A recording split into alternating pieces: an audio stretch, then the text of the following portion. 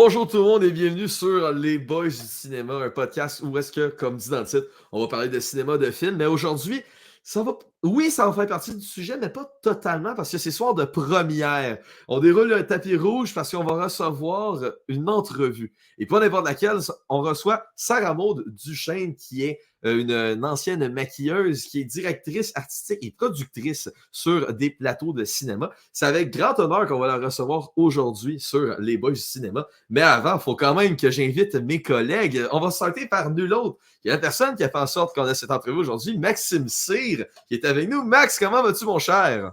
Salut, ça va bien, toi? Ben oui, super. Écoute, est-ce que tu es fébrile un peu d'avoir une première entrevue sur Les Boys du cinéma? Ben oui, absolument, super content. J'ai vraiment hâte de voir là, ce que ça va donner. On va en apprendre davantage sur l'arrière du décor, l'envers du décor. On est habitué de parler de films, on est habitué de parler de ce qui se passe sur l'écran, puis là, on va savoir ce qui se passe derrière celui-ci. Ça va être super. Je suis je trouve que tu as très bien décrit où est-ce qu'on s'en va avec cette entrevue-là. Et l'autre collègue, bien évidemment, qui aura sa section questions en rafale lors de cette entrevue, mais c'est nul autre que Andy. Je porte une casquette des Vikings associés. Exactement, je pense que ça me décrit bien depuis les derniers mois. Oui. Ma personnalité et ma casquette. J'espère que tu vas mieux que les Vikings, mon cher. Oui, ça va très bien pour vrai. Puis je suis vraiment content d'être là aujourd'hui. Puis notre première entrevue, je suis très fébrile. Fait que c'est ça va être super la fun. Ben écoute, il y a toujours une première à tout, hein. Et comme on a dit, ben on reçoit nul autre qu'une maquilleuse, directrice artistique et productrice qu'on va amener avec nous maintenant, Sarah Maud Duchesne. Bonjour Sarah, comment vas-tu? Allô, ça va bien vous autres? Très Oui, bien, très bien. super. Écoute, Sarah, on va rentrer dans le vif du sujet. Qu'est-ce qui t'a intéressé à la base dans le domaine du cinéma? J'étais en secondaire 1, puis une année, j'ai écouté un film de Xavier Dolan, puis je sais pas pourquoi, c'est un film qui m'avait quand même marqué. Ça s'appelait Mathias et Maxime. Puis, je sais pas, je trouvais que c'était super bien fait. C'est la première fois que j'écoutais un film vraiment qui me rejoignait. Là, après ça, on avait eu un cours, ça s'appelait PPO, là, je sais pas si vous avez eu ça, mais en tout cas, c'est formation préparatoire au travail, je sais pas trop de choses de même. Puis, il fallait trouver un emploi, tu sais, puis en parler en long et en large, puis je savais pas de quoi parler. Puis je me suis dit, je vais prendre Xavier Dolan, je vais prendre son métier, puis je vais en parler. Fait que c'est ce que j'avais fait. Puis là, après avoir fait mon travail, je me suis dit, crème, c'est vraiment nice. Fait que je me suis full intéressée à ça, puis je trouvais que c'était full créatif, tu sais. Puis moi, je voulais pas faire de la job de bureau 9 à 5. Pour moi, écoute, depuis le primaire, j'étais comme, c'est pas possible. Fait que j'aimais full la créativité, le fait que toutes les journées sont différentes. Puis ce que j'aimais, c'était que j'ai toujours eu beaucoup d'imagination, puis j'aimais ça, le fait de créer un monde qui n'existe pas. Tu sais? Fait que ouais, j'ai full trippé là-dessus, puis après ça, ben je suis décidée de m'enligner là-dedans. Là. Ouais. Cool, pour vrai. Écoute, moi, dans mes cours de PPO, il y avait des petits coffrets, puis on avait un bac pour mettre de l'eau dedans, puis pour si tu faisais génie civil, tu essayais de faire un petit peu de béton. Là. C'était magnifique. Ouais. On est loin là, de J'aurais aimé avoir la chance que tu as eue. Ouais. Écoute, c'est super intéressant. C'est tout le temps le fun de savoir d'où nos intérêts arrivent et tout ça. Comment, par rapport au cinéma, comment tu as pu ensuite t'insérer dans cette industrie-là qui, pour plusieurs personnes, ça peut sembler hyper sélect et hyper difficile. Fait que comment tu as pu t'insérer là-dedans? Ben, c'est vraiment, vraiment, vraiment difficile de s'insérer. Puis c'est encore aujourd'hui, tu sais, je veux dire, là, j'ai beaucoup de contacts, puis c'est encore difficile. Mais dans le fond, après le secondaire, j'ai décidé d'aller en créativité et médias à Limoilou. Puis c'était comme spécialisé en cinéma. Fait que je me suis dit, check, je vais avoir du fun. Si jamais je me rends compte que finalement, j'aimais bien Xavier Dolan, mais j'aime pas du tout ce qu'il fait, ben au pire, ça sera un 2 ans avant l'université que j'aurai du fun. Puis je vais créer des petits films, puis je vais avoir du fun, tu sais. Fait que j'avais fait ça. Puis, veux pas, quand tu étudies là-dedans, ben tu rencontres plusieurs personnes qui ont les mêmes passions que toi. Puis, un moment donné, c'est tellement niaiseux comme circonstance, mais j'ai fait une commotion cérébrale, puis j'étais toute seule chez nous, dans le noir, puis un moment donné, je reçois un message qui me dit Hey, dans le fond, OK, je vais expliquer quelque chose avant. Dans notre cours, il fallait faire un projet cinématographique. Puis il y a une équipe qui a décidé de reproduire des scènes connues de films. Puis eux, dans le fond, c'était ça leur projet. Fait que là, moi, j'étais en commo, je suis dans le noir, je suis chez nous, je fais rien de ma vie. Puis je reçois un message qui me dit « Hey, on aimerait ça que tu fasses Lady Gaga dans A Star is Born. » Fait que là, j'étais comme... Puis déjà, j'avais pas le droit de regarder mon cell, j'ai regardé pareil. Puis une chance, parce que c'est vraiment ça qui a débloqué toute ma carrière. Fait que j'ai dit oui. C'était le lendemain. Fait que je vous laisse imaginer que sur un stage avec plein de lumière d'en face, c'était pas trippant, mais je l'ai faite. Puis là, à ce moment-là, j'étais devant la caméra. Puis j'ai réalisé que j'aimais pas particulièrement ça, être devant la caméra, mais je me suis dit, bon, regarde, tu sais, je veux dire, quand tu startes en cinéma, là, tu startes cantinière, t'as pas le choix, faut que tu le fasses. Et je me suis dit, check, je vais commencer devant la caméra, je vais voir ce que ça fait, puis à un moment donné, ça va m'amener à quelque part. Puis le gars qui s'occupait de ce projet-là, ben lui, il est très, très calé en cinéma. Tu sais, avant même d'être dans le programme au cégep, il faisait beaucoup de courts-métrages, de moyens-métrages. Fait que on s'est liés d'amitié. Puis après ça, ben lui, il m'a fait découvrir tout son monde à lui. Fait que je nommerai pas tous les noms parce que c'est pas... Non, c'est correct, on veut pas que tu les nommes non plus, c'est correct. Fait que je l'ai rencontré lui, puis après ça, ce que ça l'a fait, c'est qu'il m'a invité sur des projets. Puis là, moi, j'ai rencontré d'autres personnes de ces projets-là. Puis c'est des gens autant de Québec, de Montréal, de Trois-Rivières. Fait que ce qui est le fun, c'est que tu te fais des contacts un peu partout, puis après ça, ben, dès qu'il y a des petits contrats, ben, on t'appelle, puis veux pas, les gangs de tournage changent tout le temps, fait que le réseau grandit de plus en plus. Puis c'est même que tu commences à t'insérer. Puis sinon, il y a toujours les groupes pigistes, puis tout ça, mais je suis moins là-dessus, moi. OK. Moi, j'aurais une question. Si on recule un petit peu, quand tu as dit que tu aimais un peu moins être devant la caméra, est-ce qu'il y avait quelque chose que tu n'aimais vraiment pas? Est-ce que c'était comme apprendre des textes dans un court laps de temps ou quelque chose comme ça? Non, ben en plus, même pas parce que j'avais aucun texte à apprendre. Tu sais, c'était la tune Shallow que je faisais juste faire du lip-sync par-dessus, puis il fallait que je fasse des émotions, tout ça. Mais je suis quand même quelqu'un de très, très gêné dans la vie. Fait que d'avoir vraiment une caméra direct sur moi qui montre toutes mes émotions, tu sais, t'es quand même dans un moment de vulnérabilité là, quand t'es devant une caméra sans farce. Fait que je sais pas, j'étais pas particulièrement à l'aise. Le résultat est super, puis je suis super fière de ça. Mais je me suis rendu compte que je me verrais pas chaque matin me lever puis faire comme yes, je m'en vais me faire filmer. T'sais. Puis eux, je les voyais tenir la caméra, ajuster les lumières. Puis ça, j'étais comme OK, mais ça, c'est malade, c'est ça que je veux faire. T'sais. Puis, comme tu as dit, le devant de la caméra, ça t'attirait pas beaucoup, mais une fois derrière, est-ce que ce que tu envisageais de faire au début, c'est vraiment ce qu'on pourrait dire un travail derrière la caméra comme être maquilleuse ou vraiment tu voulais vraiment avoir le contrôle du plateau? Là? Moi, au début, je voulais pas être maquilleuse du tout. Dans le fond, après A Star is Born, j'ai fait 2 petits trucs encore pour cette équipe-là. Fait que j'avais fait une scène c'était Psycho, la scène de la douche. Puis j'avais fait une affaire pour Breakfast Club. Fait que ça, c'était les 2 que j'avais fait. Puis les 2, je jouais dedans. Fait que là, tu sais, veux pas, le gars qui s'occupait du projet, là, je l'avais beaucoup, beaucoup côtoyé. Puis il m'a dit, tu veux-tu jouer dans mon moyen-métrage qui va être sur Club Illico, blablabla. Puis là, j'ai fait, c'est beaucoup, mais j'étais comme, je vais le faire parce que je veux que mes affaires marchent. Fait que j'avais dit oui. Puis après ça, il voulait, dans le fond, il s'est rendu compte quelques semaines avant le tournage qu'il voulait quelqu'un de plus jeune que moi. Fait que là, j'avais comme plus de poste. Puis ça me faisait vraiment chier parce que je me suis dit, crème, je veux être sur un moyen-métrage, c'est la parfaite occasion, c'est Club Illico, tu sais, je veux dire, c'est quand tu commences Club Illico, c'est quand même pas pire, tu sais. Fait que je voulais vraiment être là. Fait que j'ai vu que lui avait publié sur un groupe Facebook « Hey, je recherche une assistante maquilleuse ». Puis je me suis dit « Check, je suis capable de mettre du mascara, je suis capable de mettre du cache-œil. Je vais essayer ». Fait que je m'étais essayée, ça l'avait marché. Puis sur ce plateau-là, j'avais comme rencontré... En fait, j'ai rencontré ma meilleure amie, puis maintenant, on se suit tout le temps sur les plateaux.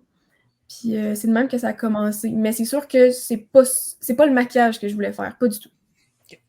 J'ai une petite question aussi, je vais bondir par rapport à ça. La première chose, on va saluer ton médecin là, qui t'avait demandé de ne pas regarder ton ciel. Tu dois regarder assidûment les boys du cinéma, popcorn en main. Ma petite question par rapport, je vais vraiment pas dans la même direction que les 2 autres, mais tu parles de court-métrage, moyen-métrage, long-métrage. Je ne sais pas si tu vas avoir la réponse à cette question-là, mais sais, on entend souvent ces expressions-là quand on écoute le cinéma. C'est qu'est-ce qui différencie, par exemple, un court-métrage d'un moyen-métrage? Est-ce que c'est uniquement la durée?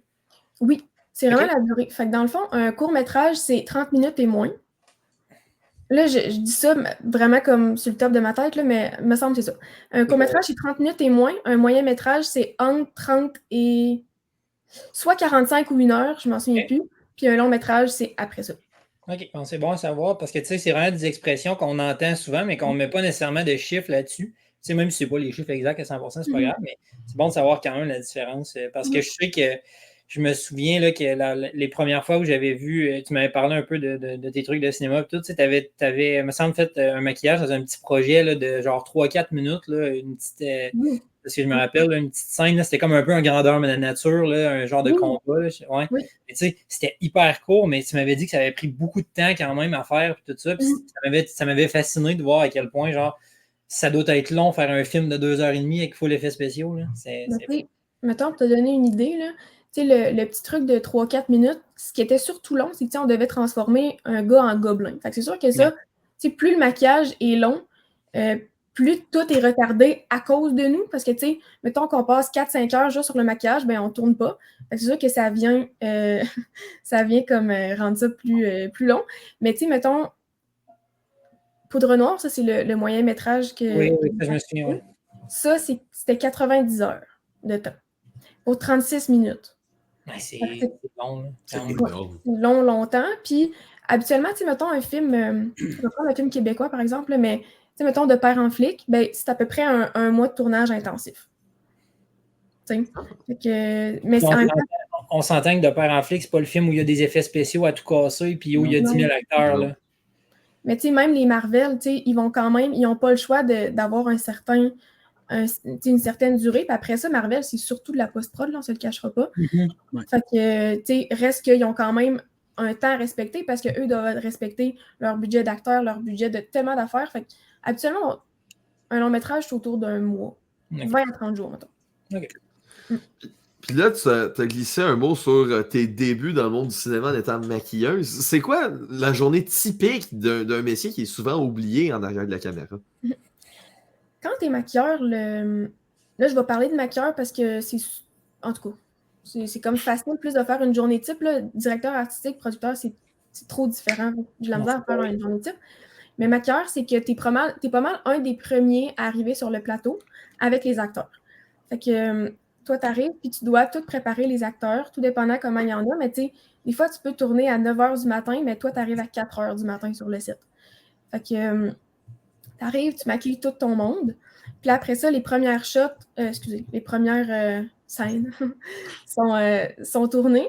Puis nous, c'est super important quand on est maquilleur, maquilleuse, de rester proche du moniteur parce que dès qu'il y a une petite chose qui cloche, il faut venir le corriger. Fait que tu sais, un moment donné, il y avait une actrice que son rouge à lèvres, il fuyait un tout petit peu, mais il faut vraiment bien le voir sur le moniteur et aller le corriger tout de suite. Fait que c'est de suivre tout le temps, être proche du réalisateur. Souvent, c'est lui qui va le remarquer avant nous parce qu'il y a la priorité sur le moniteur, bien sûr. Fait que souvent, il va nous dire comme « Ah, il y a de quoi qui cloche là. » Fait que là, on va tout de suite le corriger. Puis ça ressemble à ça. Puis après ça, à la fin de la journée, ben, t'attends jusqu'à la fin pour démaquiller les gens. Ça, je sais qu'il y a des maquilleurs qui le font pas nécessairement, mais nous, on reste tout le temps à la fin pour les démaquiller. Puis ça ressemble pas mal à ça. Ouais. T'as-tu, mettons, une anecdote ou une histoire qui est arrivée à un moment donné pendant que tu faisais, à part, mettons, l'histoire du rouge à lèvres là, qui est arrivée, là, sans nommer des noms, évidemment, là, quelque chose qui est arrivé d'un peu cocasse ou qui sort de l'ordinaire un peu? Il y en a souvent, parce que, tu sais, veux pas quand tu maquilles quelqu'un, un maquillage normal, c'est 15-20 minutes. Mais quand, mettons, tu maquilles quelqu'un, soit en gobelin, il n'y a pas eu d'anecdote, mais que tu maquilles quelqu'un tout court, un plus long maquillage, ben, t'es quand même dans sa face, tu sais. Ouais. T'es dans sa face longtemps. Fait que, tu sais, des fois, mettons, des gens qui parlent pas puis ils te fixent dans les yeux. Ouais. C'est un peu gênant. Ouais. C'est un peu gênant. Ou sinon, tu sais, mettons, il y a un monsieur, il m'a déjà roté dans la face. Ah. C'est dégueu. Oh non! J'ai d'autres passions, tu sais. Ou sinon, qu'est-ce qui était déjà arrivé? Ah, sinon, tu sais, les gens, là, tout le maquillage, il est super beau, là, puis là, ils font... Ah, ouais. Oh non! j'ai pas pensé. Tu sais, ça, là. Ou sinon, tu sais, pendant la COVID, là, tu sais, les gens, il fallait qu'ils mettent le masque. Fait que là, ils arrivaient sur le set, ils enlevaient le masque sur le nez, il y avait tout un spot rouge, puis de maquillage. Le rouge à lèvres était tout botché.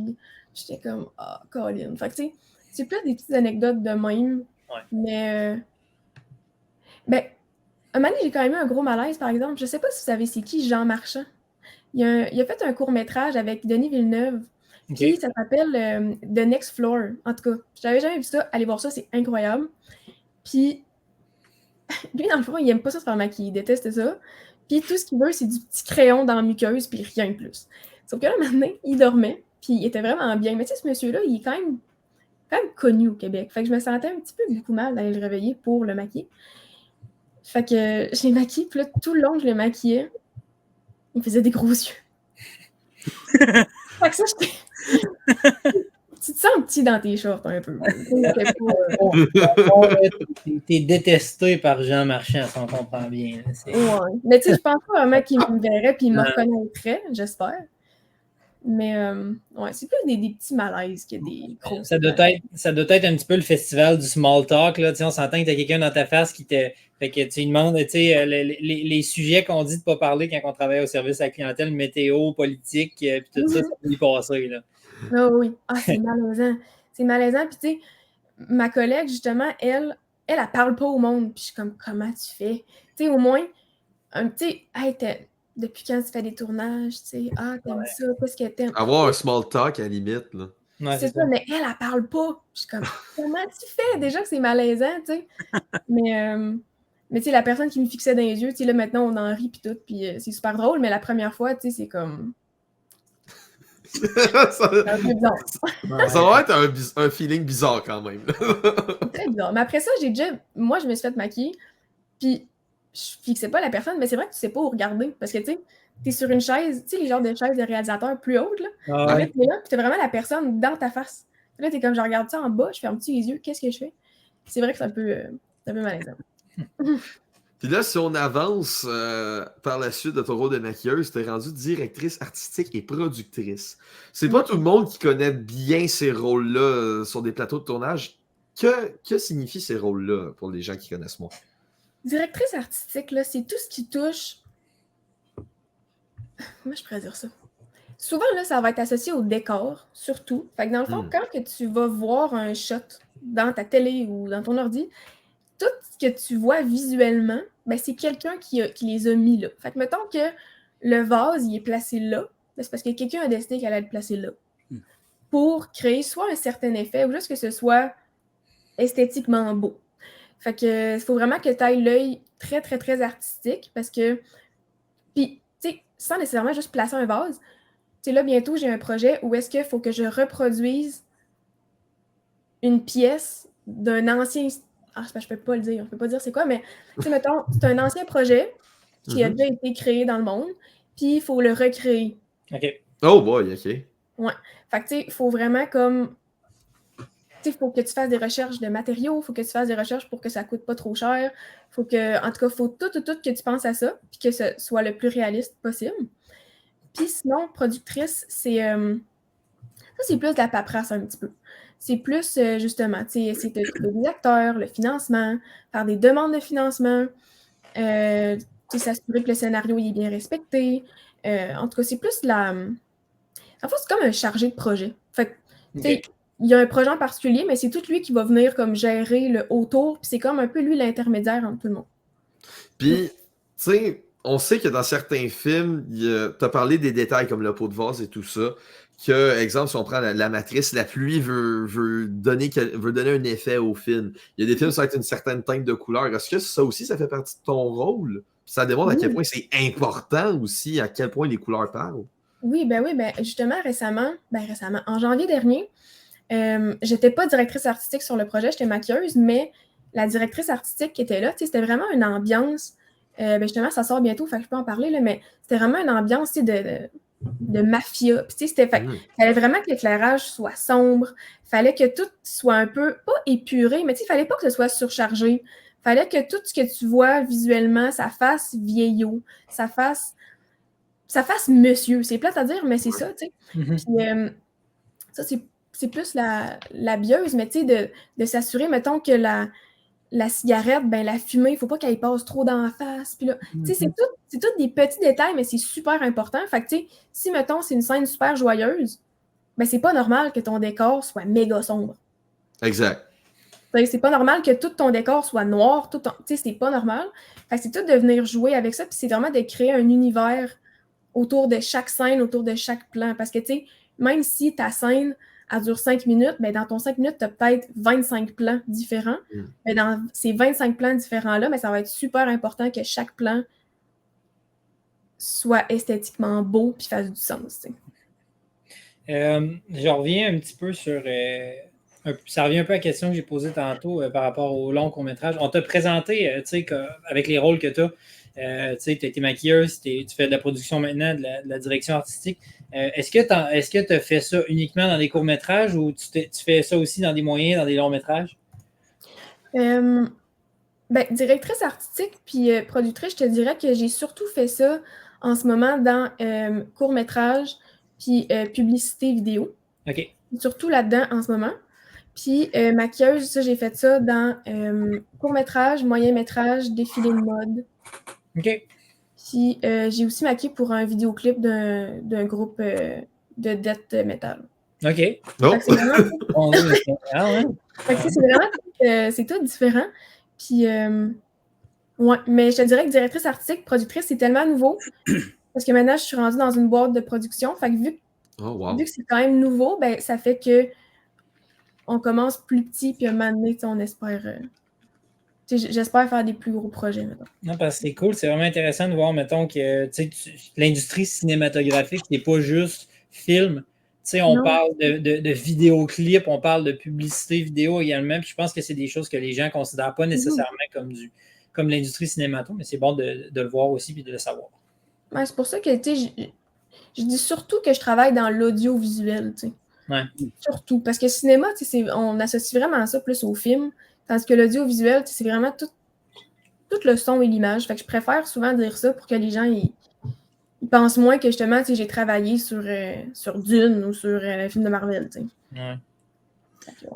J'aurais une question, moi, avant d'aller sur un autre sujet. T'aimes-tu mieux travailler, mettons, faire un décor qui est réel ou sur un fond vert? Est-ce que tu as déjà travaillé sur un fond vert et tout ça? J'ai jamais travaillé sur un fond vert. Parce que ça, dans le fond, souvent, avec les fonds verts, c'est que ça va finir en animation 3D.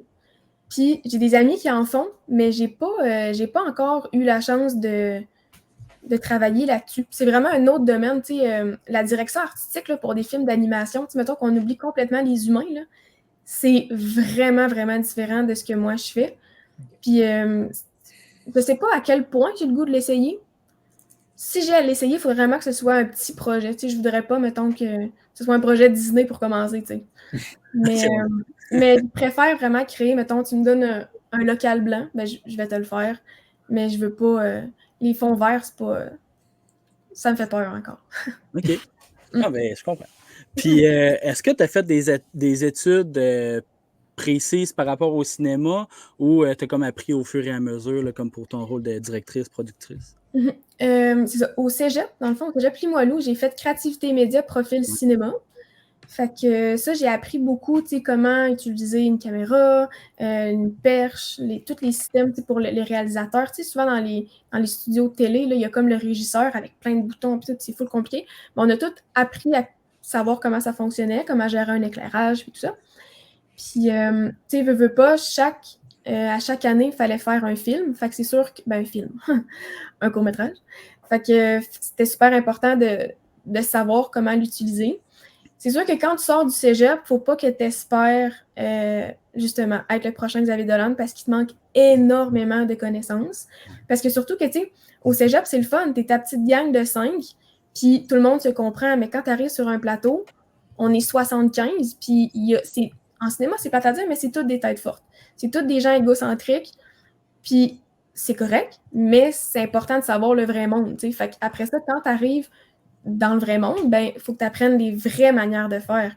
Tu sais, c'est pas parce qu'au cégep, tu as été réalisateur, DOP, puis directrice artistique que dans le vrai monde, tu peux tout être ça, c'est pas vrai.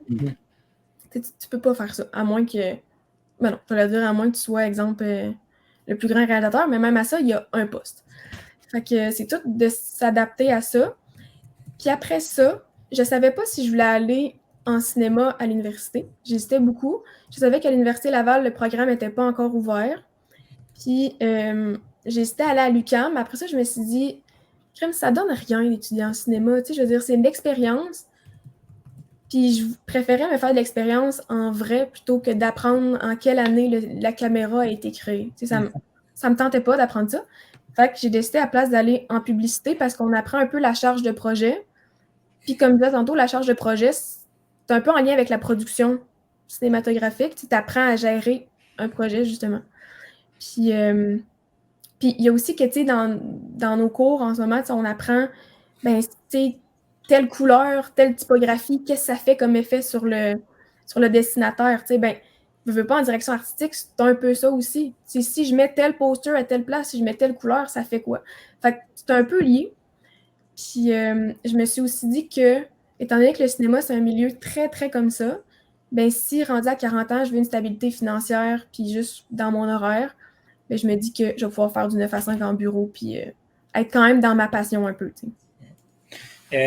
On parle beaucoup là, depuis tantôt de direction artistique. Tu fais aussi de la production un peu. Peux-tu nous définir rapidement, là, c'est quoi un peu le rôle d'un producteur, d'une productrice en cinéma? C'est ça. C'est vraiment les gens qui doivent... ils doivent juste s'assurer que l'échéancier, le budget, les... Tout... Comment je pourrais dire ça? C'est vraiment la personne qui... C'est comme le chef d'orchestre, dans le fond. Okay. C'est lui qui va tout fournir les documents nécessaires. C'est lui qui va faire en sorte que tout le monde sait qu'est-ce qu'il fait, avec quel budget, avec quel délai. C'est de t'assurer aussi que tout ça, se soit respecté. Fait que c'est quand même un très, très gros rôle. Mais c'est pour ça qu'il y a beaucoup de gens en télé ou même en cinéma. Vous remarquerez, il y en a beaucoup qui produisent leurs propres films. Tu sais, mettons, le nouveau film de Barbie, là, ben Margot Robbie est productrice. Sont deux, je pense. Mais justement, elle est productrice parce que c'est plate, mais c'est bizarre à dire, mais tu as vraiment le contrôle. Tu sais, t'es vraiment comme... On dirait que tu as comme des pantins, tu sais.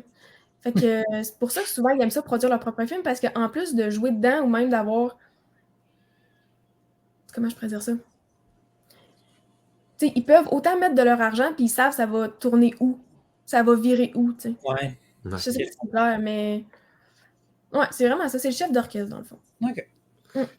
Puis pour revenir sur le sujet d'Andy qui parlait des études, est-ce que tu as plus appris dans tes cours? Est-ce que tu as appris beaucoup de matières ou c'est vraiment plus en termes de pratique sur les plateaux que c'est là que tu as vraiment appris à faire ton métier?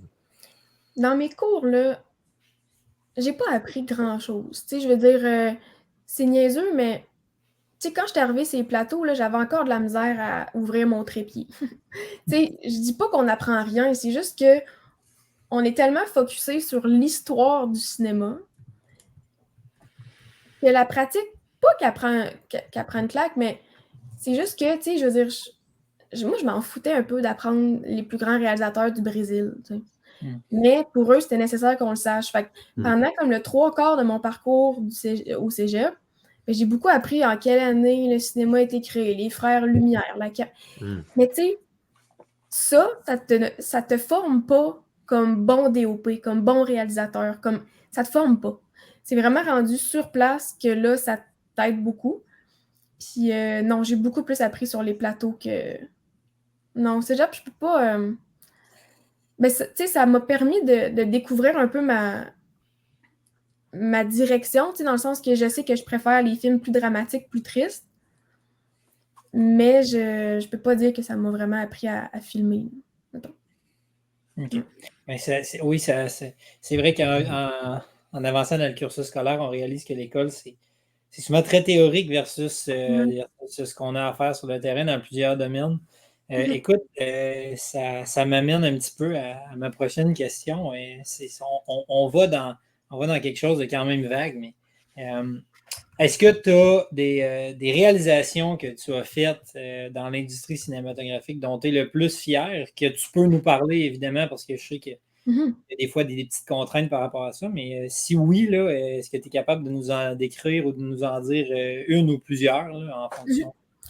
Mais il y en a deux que je suis quand même très fière. Tu sais, la première, justement, c'est Poudre Noire. C'est le moyen métrage qui est sur Club Illico puis qui a même passé à la télé. Ça, je trouvais ça vraiment cool. Puis, tu sais, il y avait même une première au clap. Fait qu'on on se sentait comme important un peu. Fait que, il y avait ça. Puis là, l'autre sort justement super bientôt, je pense que c'est le 28 sur UniTV, puis ça s'appelle L'Albero. Ça, c'est justement le court-métrage là, sur. Il me semble que c'est un court-métrage ou moyen. Il me semble que c'est un court. Puis ça, c'est justement tout le milieu plus mafia, puis tout ça. Fait que c'est ça. Puis tu sais, Poudre Noire, c'est quelque chose d'époque. Puis c'était dans un ancien village où est-ce qu'il y a une série Disney qui avait été tournée. Fait que, tu sais, en même temps de m'apporter des expériences de débile, tu sais, je veux dire, d'aller dans un village d'époque que Disney a filmé, déjà que c'est fou, mais en plus, le projet que tu as participé a des super belles codes d'écoute, les gens sont contents. Puis, tu sais, ce qui me rend aussi super contente, c'est que récemment, c'est drôle parce qu'il y a un court-métrage que j'avais participé qui a été publié, pas publié, mais montré au Musée national des beaux-arts, me semble. Puis il y a une amie à ma mère qui l'a texté et qui a dit « Hey, j'ai vu le nom de ta fille dans un générique. » Hey, ça, là, regarde. Ah, j'imagine. Pour certains, c'est tellement nono. Oh, ça va long, Cyril, parler. Pour certains, c'est tellement niaiseux, mais que quelqu'un reconnaisse ton nom dans un générique, c'est malade. Fait que, tu sais, c'est ça. Je dirais, ouais, Poudre Noire, L'Albero, c'est vraiment mes deux plus grandes réalisations. Ouais. Puis, si on continue dans les mêmes questions, avant d'aller dans les mini-jeux à Andy, qui est des questions en rafale, ben, quels sont tes films préférés? Pourquoi? Tu en as glissé un mot en parlant tantôt que c'est beaucoup plus ton style est plus des films dramatiques. Mais est-ce que ça suit aussi quand tu es dans ton salon, tu écoutes des films, puis c'est ton style aussi, ou t'aimes ça des fois, ou tes films préférés, ça peut être un autre genre complètement différent? Moi, l'affaire, là, c'est que je suis vraiment pas cinéphile. Mais comme, j'écoute pas de films.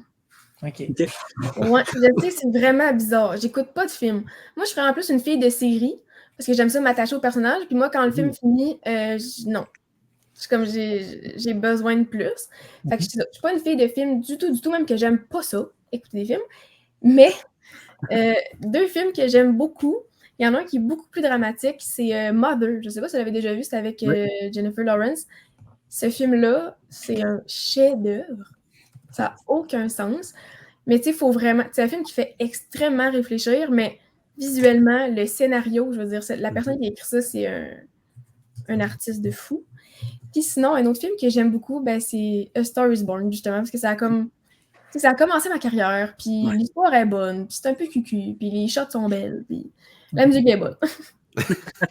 Puis tantôt, t'as dit que t'es plus une fille de série. Pourquoi t'es plus une fille de série qu'une fille de cinéma? Parce que moi, mon problème, là, c'est que j'ai de la misère à être longtemps focusée sur quelque chose. Fait qu'un film, à un moment donné, je me tanne. Je me tanne, mais on va faire autre chose. Tandis qu'une série, ben, si je me tanne, ben, je vais juste finir l'épisode, puis après ça, c'est correct. T'sais, tandis que le film, tu sais, écouter un film, là, je veux dire, Twilight, je pense que je l'ai écouté en 8 parties. Là. C'est long. Ouais. C'est même pas 1h45 de film, ça m'a pris 8 shots avant de le finir. Puis c'est plate aussi. Non! Mais c'est ça, c'est juste que, tu sais, je partais ailleurs, je partais sur d'autres projets, fait que je suis moins une fille de film, puis c'est que souvent, je trouve que les films, c'est trop long pour rien, là. Tu sais, je comprends pas, moi, la mode des films de 3-4 heures.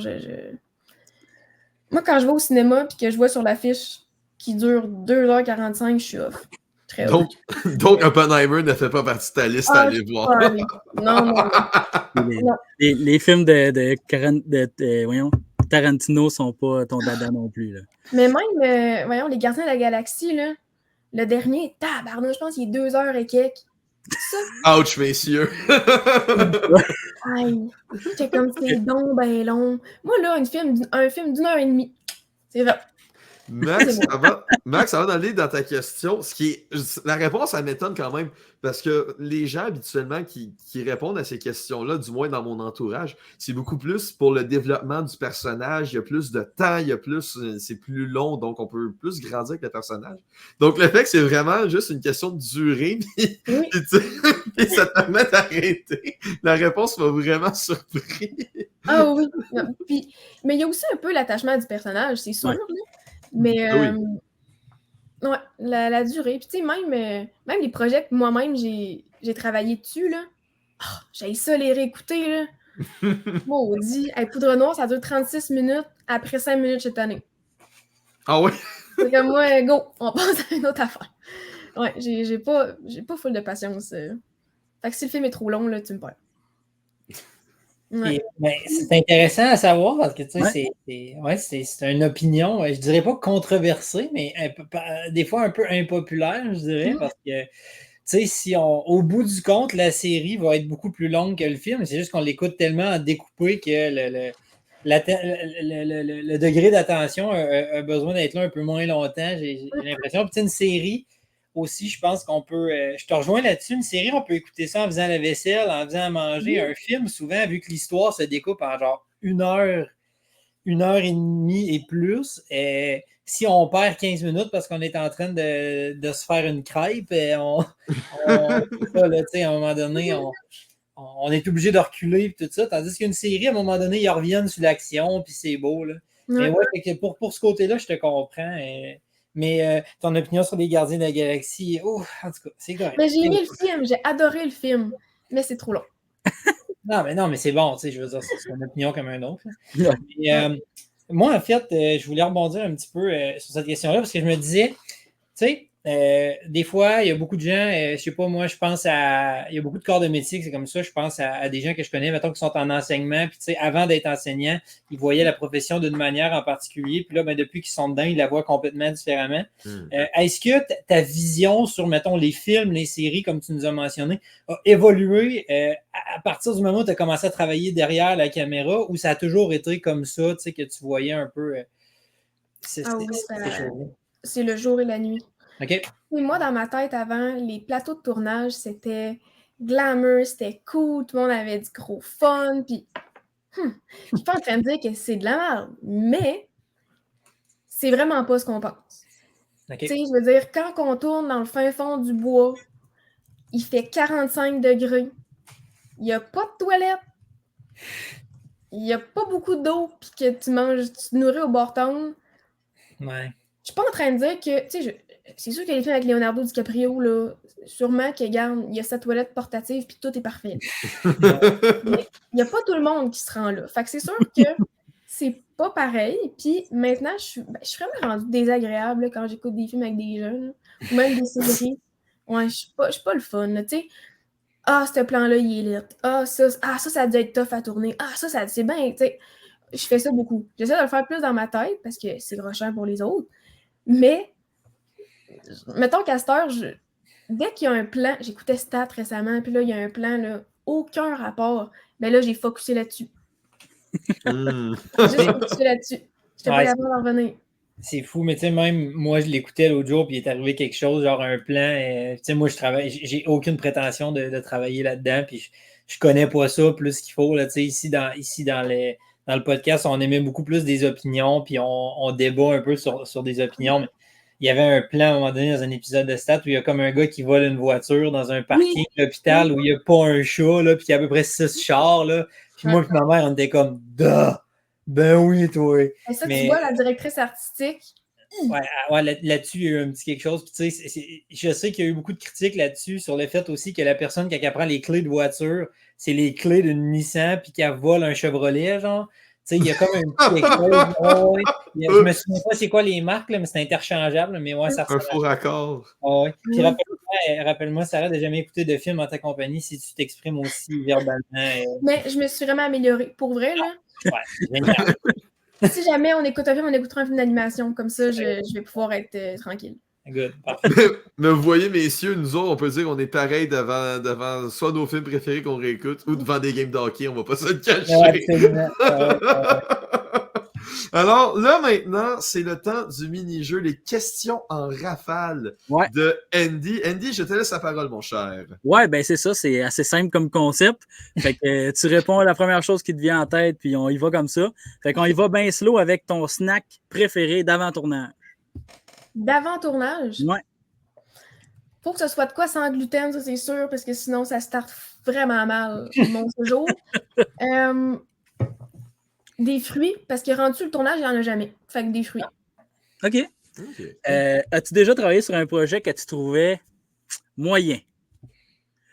Oui? T'es pas Ouais. On veut pas que tu le nommes. On veut Ça que va tu pas le de nommes. name drop quand c'est même. correct.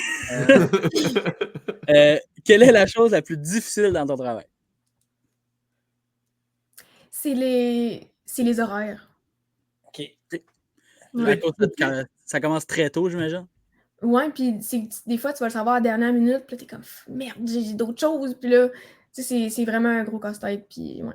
OK. Tu en as nommé 2 tantôt, j'aimerais que tu m'en nommes un 3e. Ton film préféré, à part ces 2-là, même si hein, t'es pas très film, on vient de le savoir, mais Mamma Mia.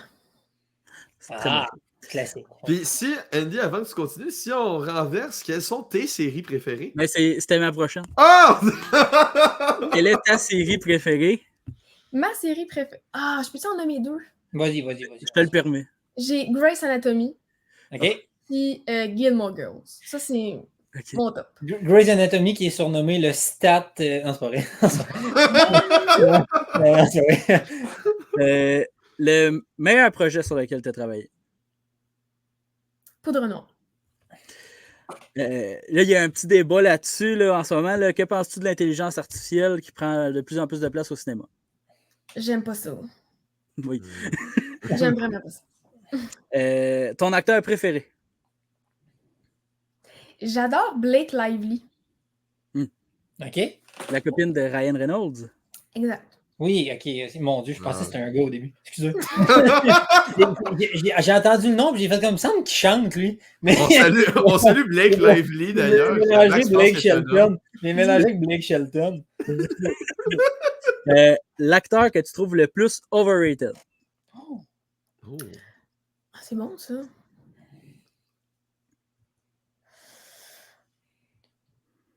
Si ça peut te donner un cue, nous, on pense beaucoup en majorité que c'est John Travolta. Mais genre, c'est très, très personnel à nous. Ouais, ou sinon, comment il s'appelle? On sait quoi son nom déjà? Il jouait Troy dans High School Musical. Là.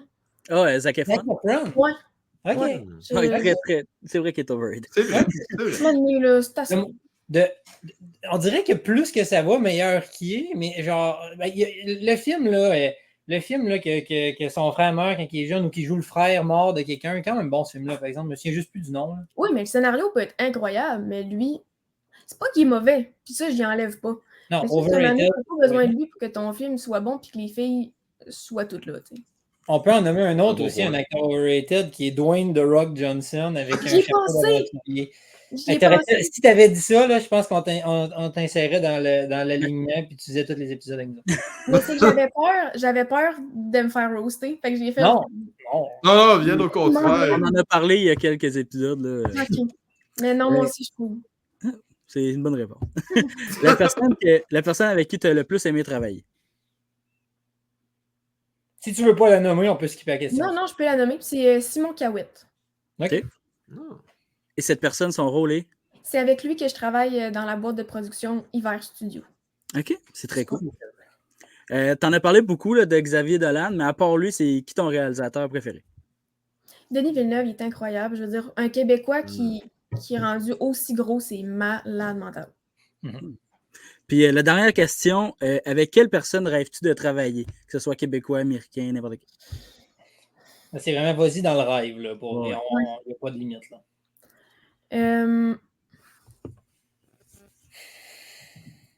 Je pense que je vais dire Blake Lively aussi.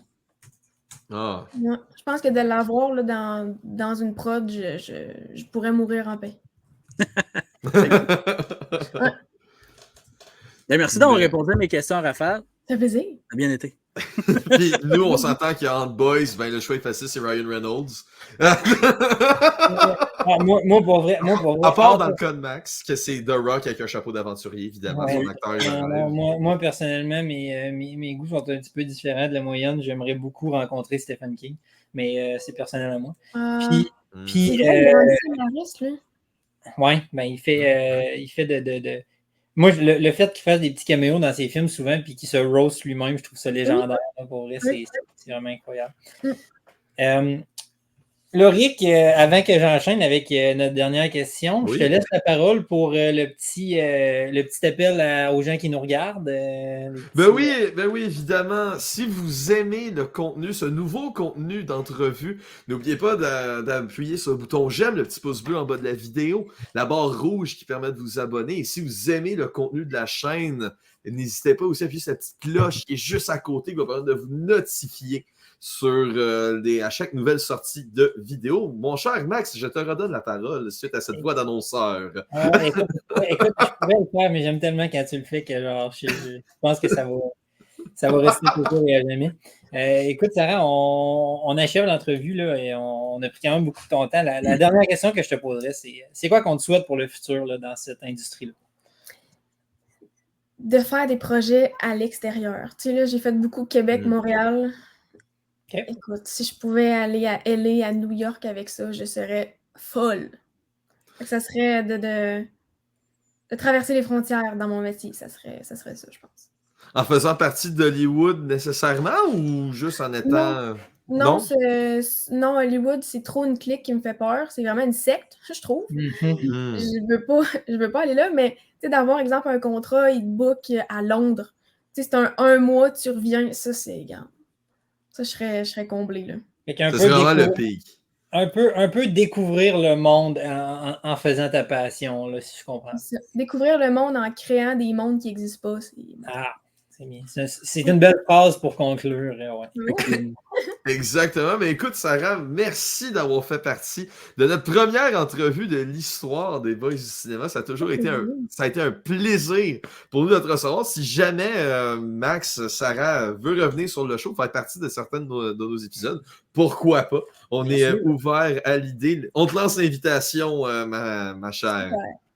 Ben écoutez, j'espère que vous avez aimé cet épisode des Boys du cinéma. Comme on a dit, n'oubliez pas d'appuyer sur le bouton j'aime en bas de la vidéo, la petite barre rouge pour s'abonner. Et n'oubliez pas la petite cloche si jamais vous aimez grandement le contenu qu'on produit. En mon nom personnel, celui de Lauric Salvaille, au nom de Andy Saucier, Maxime Cyr et celui de Sarah qu'on remercie encore d'être venu. C'était les Boys du cinéma et on se revoit la prochaine fois. Salut tout le monde.